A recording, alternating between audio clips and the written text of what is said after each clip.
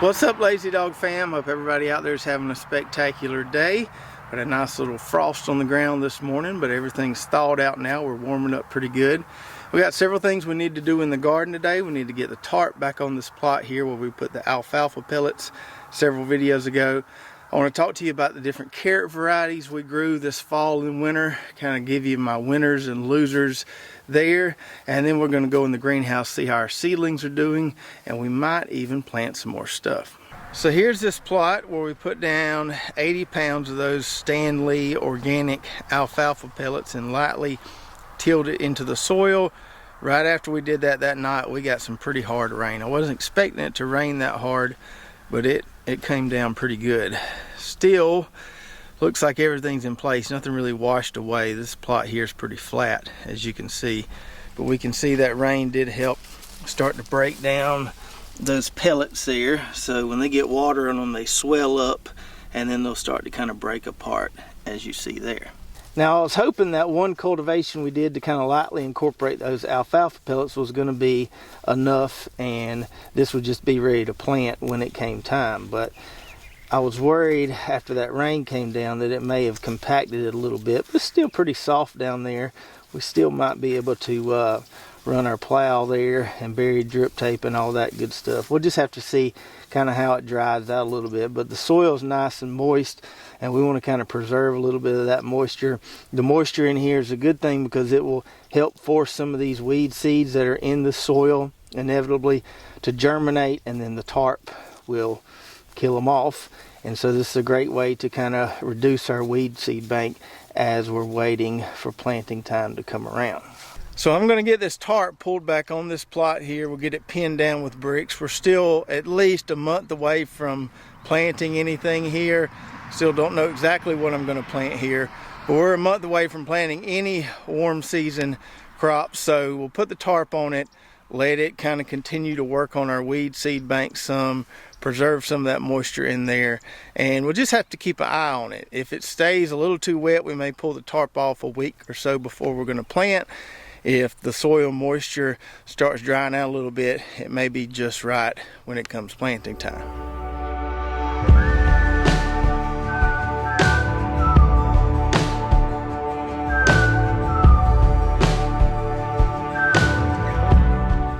Alright, so we got it re-tarped. It was a little bit of struggle because there was a lot of water on it. But once I was able to get that water to drain off, it recovered pretty easily. And so now, we just do like old Ron Popeil used to say, we set it and forget it. Now let's talk about these carrots here. They're holding pretty well because our temperatures have been pretty cool, haven't been too hot, so we can just harvest them as we want them. We can see kind of in the middle of these carrot rows, we put a pretty good dent in them. Been eating a lot, giving away a lot. We sold quite a few at Abram's little veggie stand there. We still have a decent amount left here, and I wanted to try to leave at least a few from each variety so I could show you those and we can kind of talk about which varieties we've liked the best. Now this row here is the one we've put the biggest dent in so far, and this was our purple and red carrots along this row. Two different varieties. We had Dragon and then Red Sun on the end there. I can show you. We did put most of the tops as we were cleaning these things in the compost bin, but when we had that veggie stand, I had to rush out here and harvest a few more, so I just kind of dropped them there. I'll rake them out and put them in the compost pile later, but we have been adding most of the tops to the compost pile. Now the Dragon carrots, we're pretty much done with those. I did find this one straggler here on the end here to show you. So this is kind of a short stubby variety, and those are really good. We really like those. And then let's go down here, I'll talk to you about this Red Sun variety. So in the past I had grown a red variety called Atomic Red, I believe, and I wasn't that impressed with it. I was hoping this Red Sun was something different, maybe to do a little bit better, but I don't think that's the case. These are kind of stuck in the ground a little bit here. They're good carrots, but they just don't really get much size to them. So we can see there, you can kind of see what they look like there.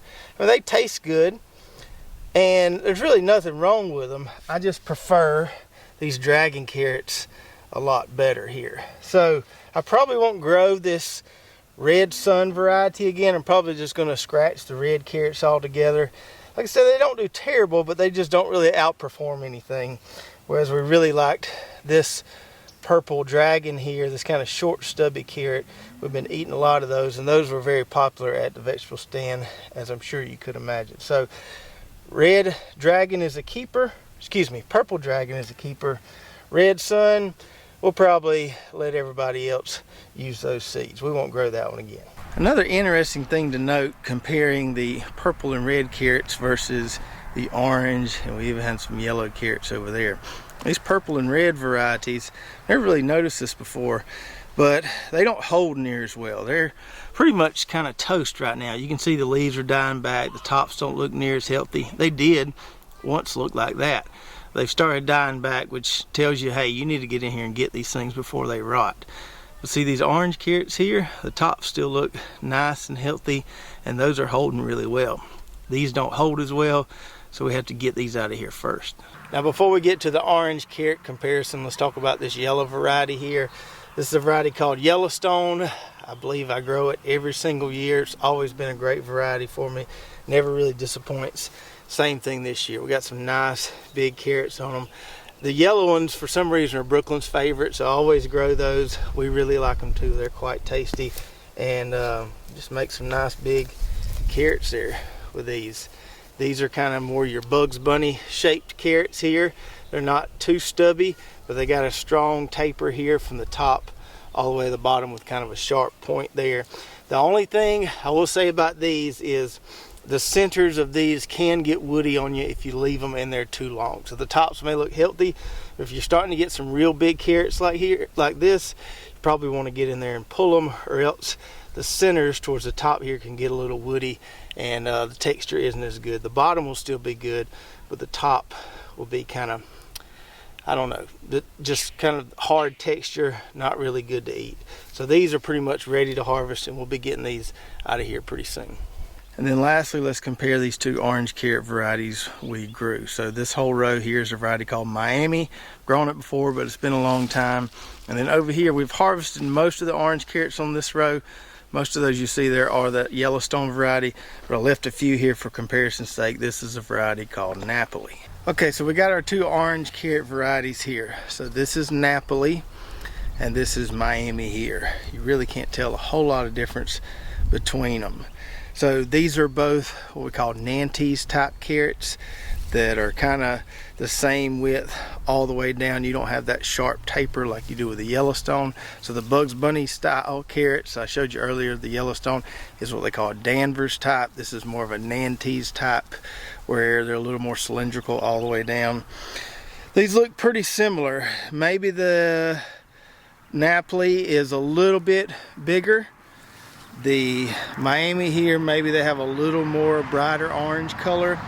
The Naples here are supposedly really great for overwintering and super sweet, and I will attest to that. These are some absolutely delicious carrots. The Miami here has some really good disease resistance on it.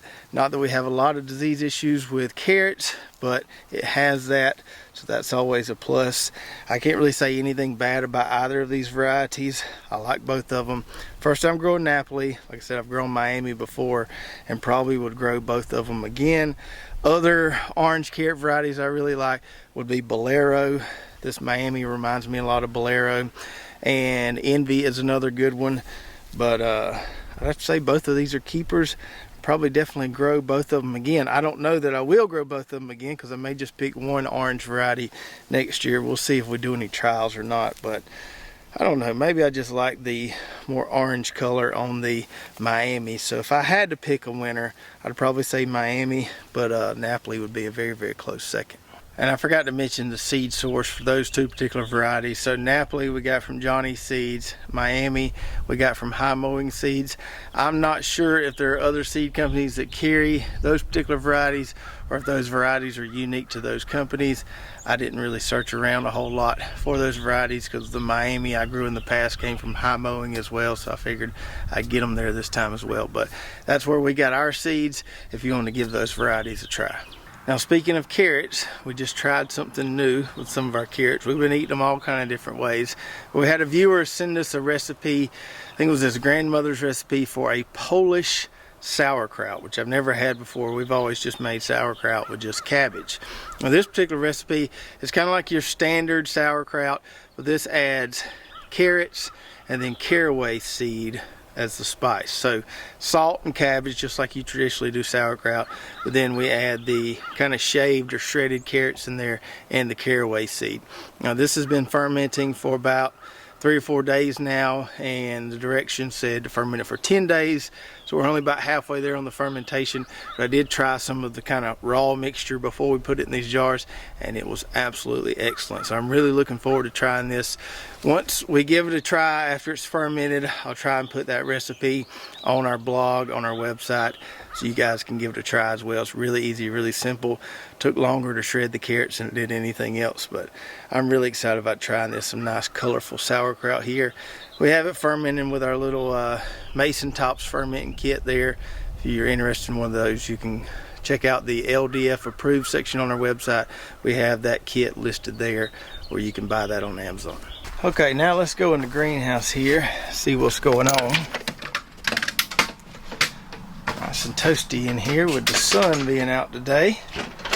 We got our first tray that we started here.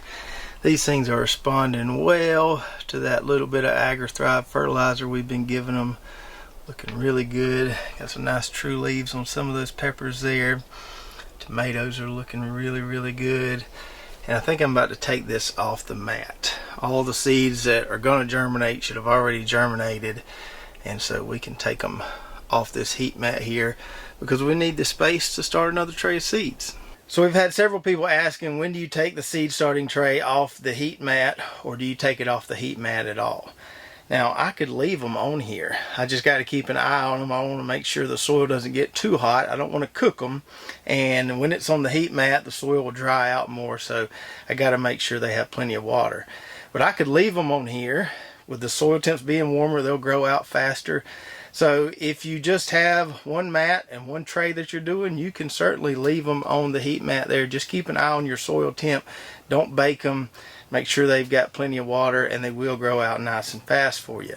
But if you're limited on space and you need to put something else on your heat mat, once they've all germinated, you can take them off like we're going to do today. Before we do that, I'll show you the other stuff going on in here. So this is our second tray of tomatoes, and then one little lane of eggplant that we planted several videos ago. A lot of these are popping. Not all of them have popped, but they're popping right now. Every morning I come out here, there's more of them that have emerged through that perlite there, so these things are looking good. Those Big Zack tomatoes that were going as a part of that competition look really, really good. Those came up fast. These Georgia Streak tomatoes didn't come up so fast. They're definitely the slowest ones to germinate. And then our hybrids over here, those are coming in pretty good.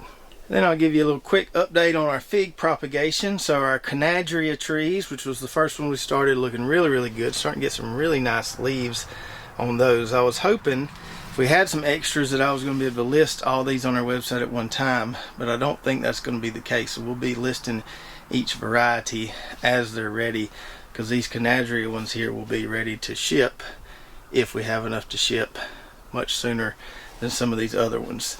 We've got some of the LSU Golds here. Got some leaves on those. LSU Tiger here. Those are starting to pop a little bit. Some of these are really slow.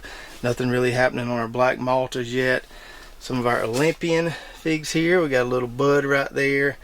What else? We got Rio Yellow there. We got Mary Lane Seedless down here, which is starting to look pretty good. So variable propagation time for sure. Some are a lot quicker than others. Some of these varieties just may not propagate at all. I did start another tray of the Canadria. I had space for one more little tree pot section here, so I started one more of those yesterday. Since those seem to be pretty easy and pretty fast, we'll definitely have some extras of those if that one there takes. So I'm going to take this tray here that's already germinated. We're just going to set it on the rack here. Take it off the heat mat. Scoop this one down here towards the front.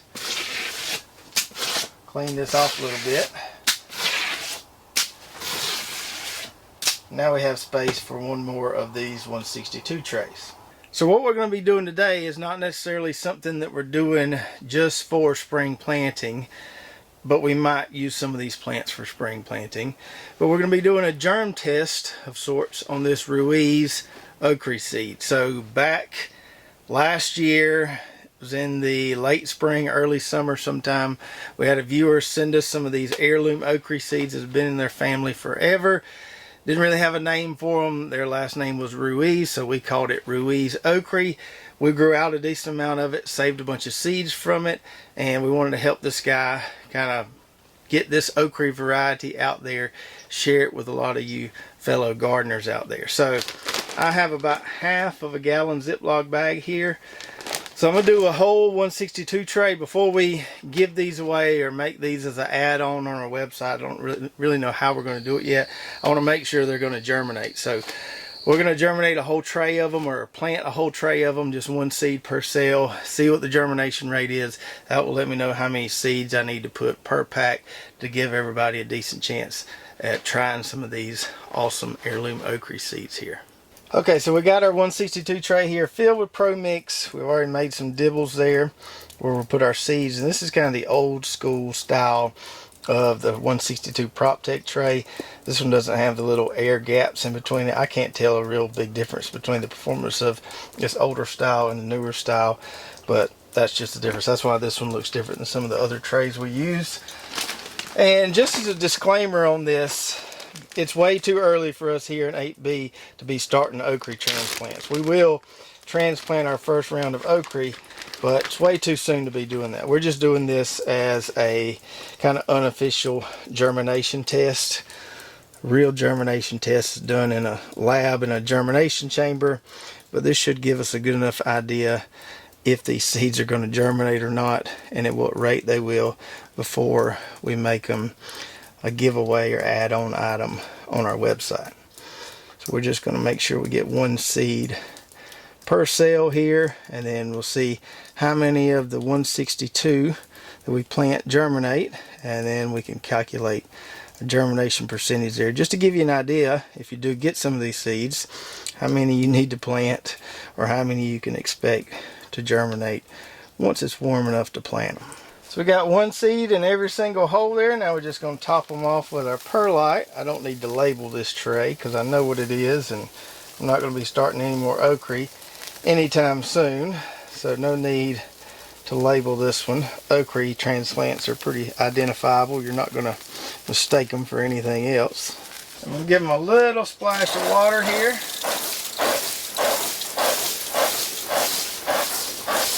Then we'll put our thermostat probe in here, make sure we can keep this soil nice and warm. Okra likes warm soils for germination. And then I'm going to put my makeshift humidity dome over the top here to furthermore keep it nice and humid and warm in there. So hopefully we'll be able to tell within a week or so if these seeds are any good or not. And then from that we can determine how many seeds we're going to put in each little package. I'll probably just put them in some little Mylar bags there, and then we'll add them on our website, probably as an add-on item. So if you buy a hat or a shirt or whatever, we'll send you some of these Ruiz okra seeds. I don't have a lot of them, as you see here, but there's probably a pound or two of them there, so maybe we can share them with as many people as possible. And then as far as the other okra varieties we're going to grow, a lot of people mentioned that I left that out on my seed selection or my seed choice video we did about a month ago. I've got quite a few different heirloom varieties that I've never grown before. I would say they're not super popular varieties, but varieties I've heard of. Varieties just haven't been able to get seed for. So we're probably going to plant some of those and do a nice little trial on our first round of planting in the spring, and then into the summer, once those are done, I'll probably do another grow out of this Ruiz okra here so we can save more seeds and kind of continue to share that variety and get it out there all over the country so a lot of different gardeners are growing it. And as far as our seed starting schedule goes, we're staying on schedule. Everything's going as planned so far. I think the next thing on the list around the middle of February will be to get some of our flowers going, and then we'll be doing watermelons, pumpkins, okra, the rest of the stuff that we plan on transplanting in the garden. So I hope you enjoyed spending some time with me in the garden and the greenhouse today.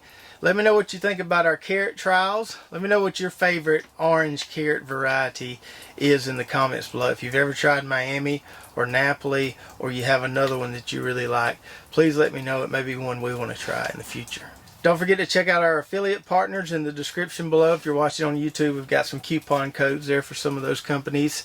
If you haven't already, go check out our website, Lazy Dog Farm, where we've got some Lazy Dog Farm merch, recipes, blogs, recommended products, all kind of good stuff. And if you did enjoy this video, make sure to subscribe, hit that notification button, like, and share, and we'll see you next time right here at Lazy Dog Farm. Oh, farewell, by the beauty of your life.